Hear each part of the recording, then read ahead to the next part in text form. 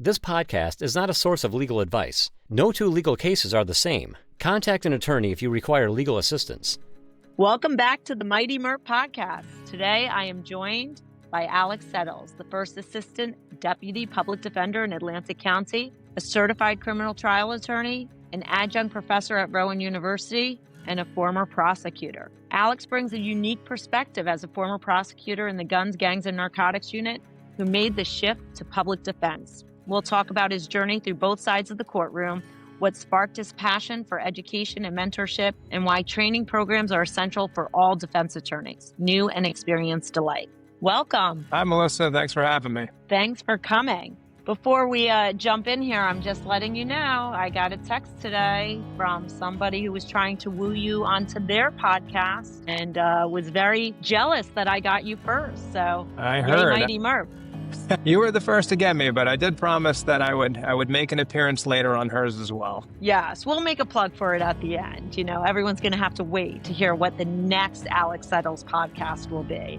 Exactly. But I did text back when I received the text in my response, which was very mature, winner, winner, chicken dinner. So welcome to the podcast. I always like to start when I have new guests to ask what your origin story is, where you're from, and if you were 10 years old and knew that you wanted to be a criminal attorney. Yeah, so I am born and raised in Atlantic County. As you can see, I did not go very far in terms of where I practice. I moved locations in Atlantic County, but I still reside in Atlantic County today. I pretty much knew that I wanted to be a trial attorney from the time I was in high school, and it was very specific. I'd always wanted to be in a courtroom. I had no idea whether I wanted to do civil or criminal. I really didn't have any specific interest, but I just knew that I wanted to be in a courtroom. So I went to Egg Harbor Township High School, I went to Montclair State University, and then I went to Toro Law School out in Long Island. When I was in college and in law school, I interned and worked for Tim McElwain, who's a local attorney. Does a lot of civil work. I became interested in the civil stuff and thought, maybe civil's for me. When I got to law school, the first thing I did was I went and I met with the counselors there, and I said, I want to graduate as soon as possible, and I'd like to start practicing. So what's the fastest track for this? At that time, the quickest that you could do law school was 2.5 years. You did summer sessions, and then you could graduate. So I graduated in December, took the February bar, so I could get out and practice immediately. When I was in law school, I interned for the Cape May County Prosecutor's Office, ended up becoming very friendly with the people there, really enjoyed it, and that was my first exposure to criminal law. As soon as I got there, I was arguing bail motions, I was getting to appear before the grand jury. And at that point in time, I said, all right, criminal law is the only thing that I want to do. It's not boring. No. It's probably the most exciting work that you could do. So after interning there, I made the decision that criminal law was going to be the law for me. Graduated law school, was in private practice for a bit, did pool work, represented private clients. And for those that don't know, pool work is where we represent indigent or poor clients through the Office of a Public Defender. And I really enjoyed that. But I still maintained the friendships that I had at the prosecutor's office. I really liked being down there. I did not know that you did pool work initially. Did you hang up your own shingle? Yeah, I did pool work for about a year. I worked with a local solo practitioner, and then I had my own shingle for a little bit. And there was no job opportunities at the time for the Cape May County Prosecutor's Office. So I did private work for a little bit, and then eventually an opportunity opened. And I said, this is what I want to do. I've been doing the private practice and pool work for about a year. I hadn't had any trials at that point, and I knew I wanted to try cases. So the prosecutor's office was going to be the place to be to try cases. And as soon as I got there, I immediately went in and said, that's what I'd like to do. I'd like to start trying cases. So I got assigned some files my first week. I had my first trial there within a few months of being there. And then I just continued to try as many cases as possible. So let me interrupt a little. So you started at the Cape May County Prosecutor's Office? I did. I was at the Cape May County Prosecutor's Office. While I was there, I was on trial team. I ran the Gangs, Guns, Narcotics Task Force. Enjoyed the time there. I mean, it was a great office. We had Rob Johnson was our first assistant. Jim Hurley was our trial chief. I worked with Meg Horner, who eventually made her way up to trial chief. But it was kind of like going to work and hanging out with your friends every day. And it was it was a really good spot to be. Right. So I always say that when an attorney comes on, and I think most people that are trial attorneys knew they wanted to be trial attorneys. I'm not going to say all, but most. And then I always have to say most attorneys aren't in the courtroom. What we do is unusual and it's unique, and people don't realize that. So you mentioned how the people that you were working with, and that they're all people I know you consider friends, but it must have been an amazing learning opportunity being there with Meg Horner and Rob Johnson and great trial attorneys with a little more experience than you at the time. Absolutely. I mean, it was a great learning environment. You had the ability to try cases, but also bounce ideas back and forth off of people that had a lot of trial experience. Cape May County, as you're aware, is a very small office. It's very close knit. Everybody in that office would help each other out and help each other prepare for trials and motions. So, yeah, it was a really good place to be. And especially for a young attorney starting off that was interested in getting trial experience, most of the people there had a lot of trial experience. Right. And I think that it doesn't really matter how long you're practicing, that bouncing off nuances of ideas for trial and understanding nuances of law, it always helps to still talk to other attorneys that are in that field. I was a public defender for a long time, and not being in an office to just knock on someone's door to be able to ask those questions to. Instead, I have to do it in the courtroom, or reach out to people directly. But being prepared to try a case usually takes more than just one person. You really do have to bounce ideas off people to say, does this work?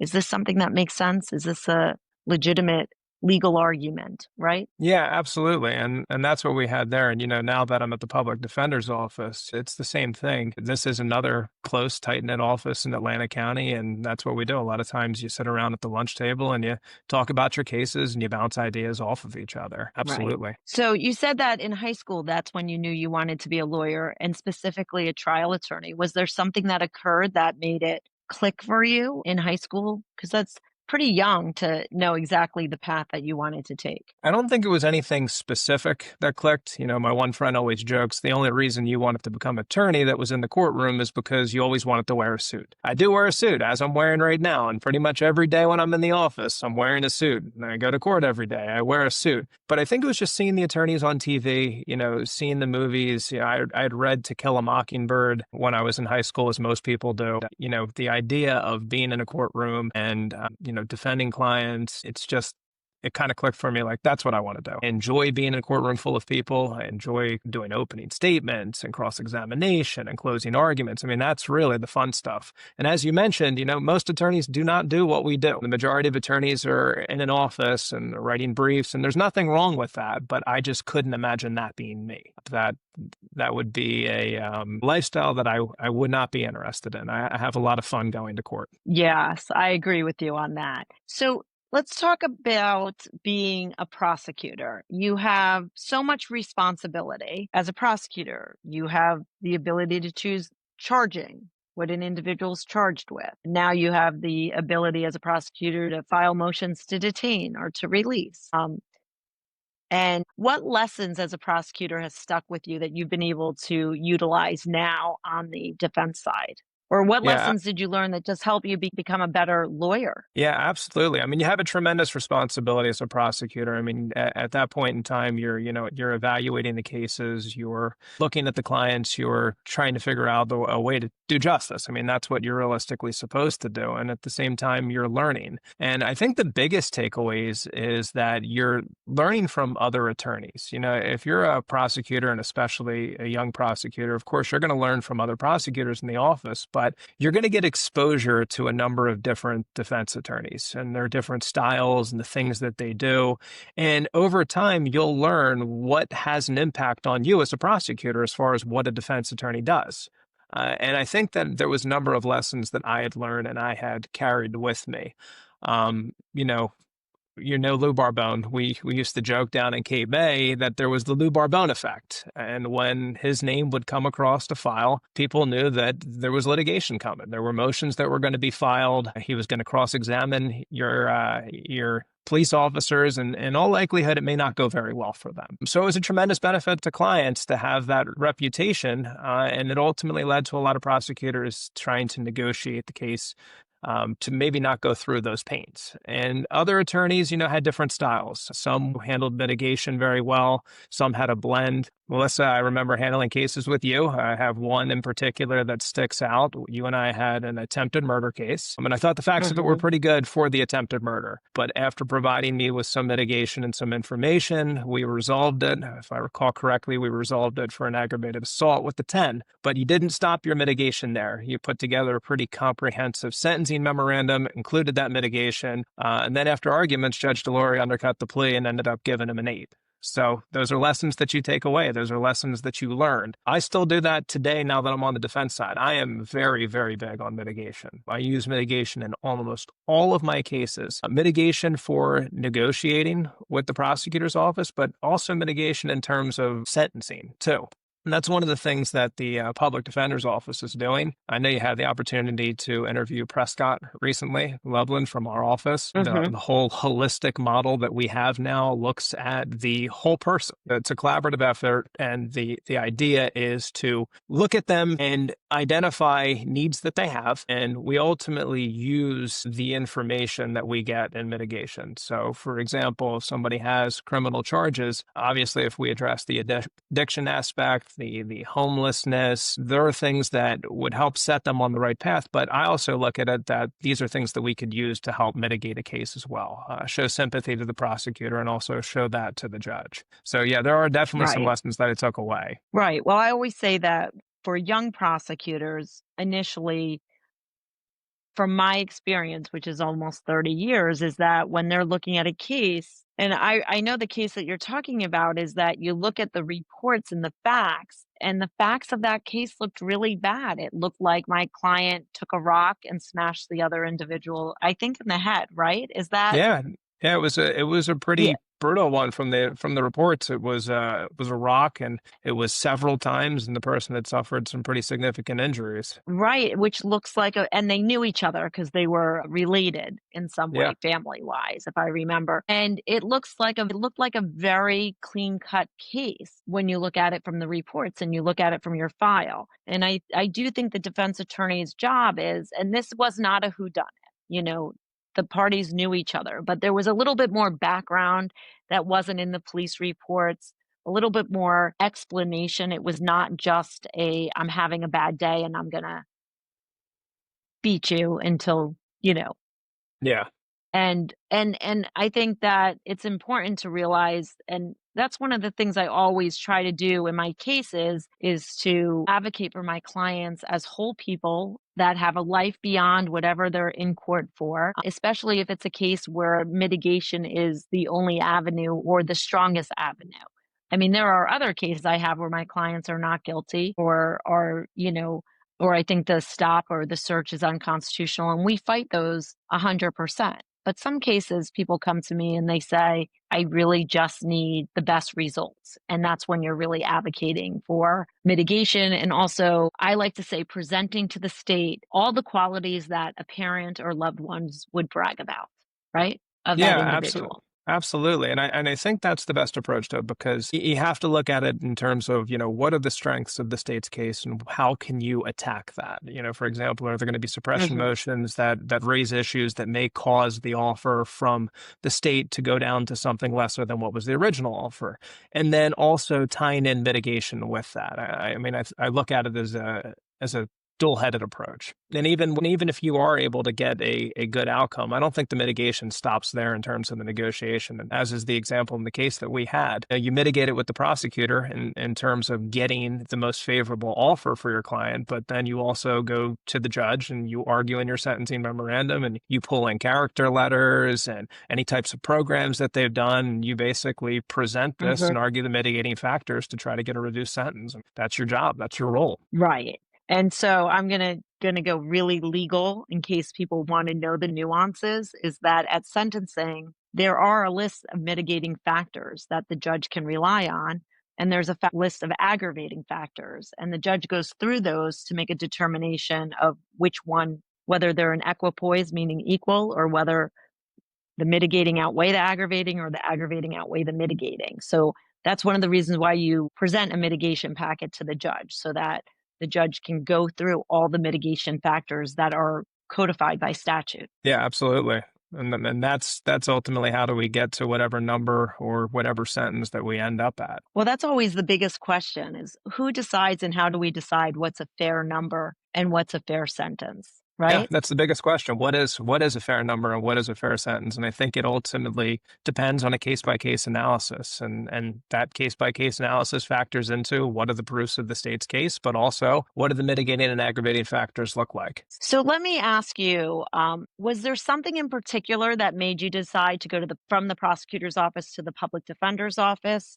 Um, was there a specific reason or was there just a better opportunity? I know there are a lot of prosecutors that say I can never do criminal defense. I know there's a lot of criminal defense attorneys that say I couldn't prosecute. Although I've actually interviewed a few people recently, I don't think it's as common as people think, going from prosecutor to a public defender's office. Yeah, so I had prior criminal defense experience, before I went to the prosecutor's office, and I really enjoyed it. I really liked helping people. I went to that office because one, I wanted trial experience, and two, after interning there, I became friends with everybody in the office, and that's kind of what it was like, going to work with your friends every day.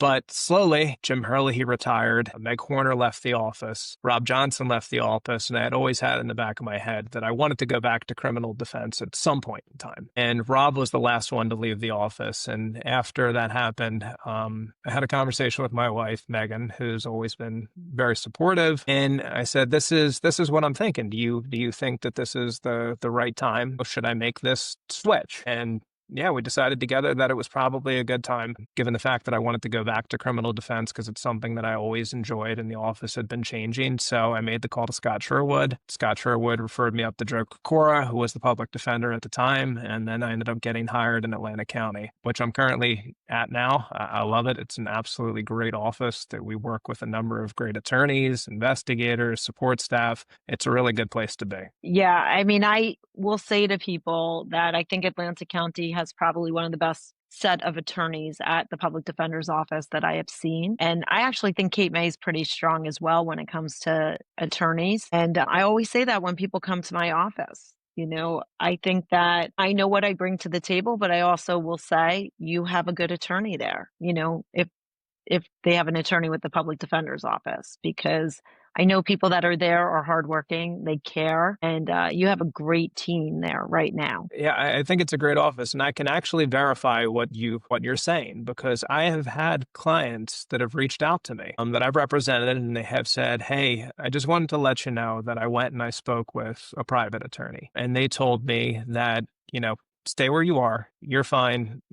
Alex L is going to do a great job representing you." And I said, "Oh, that's nice to hear. And who was the attorney, if you don't mind me asking, that you spoke with?" And they said, "Melissa Rosenblum." And I said, "Oh, that's very nice to hear." And, certainly that's great in terms of not leading anybody any other which way. Like, no, you have to hire me. If you don't hire me, you're going to get a bad result. You only have a public defender. They don't really know what they're doing. But the public defenders in our office are very experienced. You have Steve Funk in our office, who is a certified criminal trial attorney. I mean, Steve's been doing it for a number of years. I mean, the list goes on. There's a number of very good attorneys in the public defender's office in Atlanta County. I agree. And what I would tell you as a private attorney, I will tell new clients coming to me what I bring to the table, how I might handle their case a little differently. I do think as a private attorney, sometimes with pre-indictment cases, we can get involved a little sooner and get ahead of the game before indictment. I think that what I can do, and I do say this, is that I can handhold a lot better, and they're going to have a lot more direct contact with my office and I through the process. And so I explain to them what the difference is about what I can bring to the table. But when it comes to advocacy, I'm going to tell them if they have a good attorney, I'm going to tell them that, and especially if it's a case that is going to most likely resolve with a PTI or something so that everyone can see, Yeah. Yeah, and usually you can see that ahead of time. Yeah. We've been doing this long enough that you look at the case and you know what the likely outcome is. You can never guarantee results, but based on how long you've been doing it, what the case looks like, who the prosecutor is, who the judge is, where this case is likely headed. Yeah. So, I mean, and I think if you're a good enough attorney and you have a good enough reputation, that people are going to come to you for all the reasons I stated. You don't have to badmouth. I don't badmouth any other attorney. I say we all bring different things to the table. We're going to handle cases differently, and you brought up Lou Barbone, and I say, like, he's going to handle a case one way. I'm going to handle a case a different way because we have different courtroom demeanors, different styles, the way we interact with people. I think we're both extremely effective lawyers in our community. I think we both have great reputations. He has a longer reputation because he's just a little bit older than me. But my point is that that in the end, they're still going to get great advocacy. It's just a different style. Just like we can talk about courtroom styles. I like to watch other attorneys try cases. I'm sure you do too. But the way absolutely. And you I tell present young the case attorneys to do that. isn't figure out your style, right? Yeah. Watch. Yeah, that's the biggest advice. Like, So go to the courthouse and see somebody try a case, see them argue a motion, see them cross-examine a witness, and kind of figure it out. Everybody has a very unique style. Like you said, your style is very different than Lou's style, but everybody has their own unique style. right.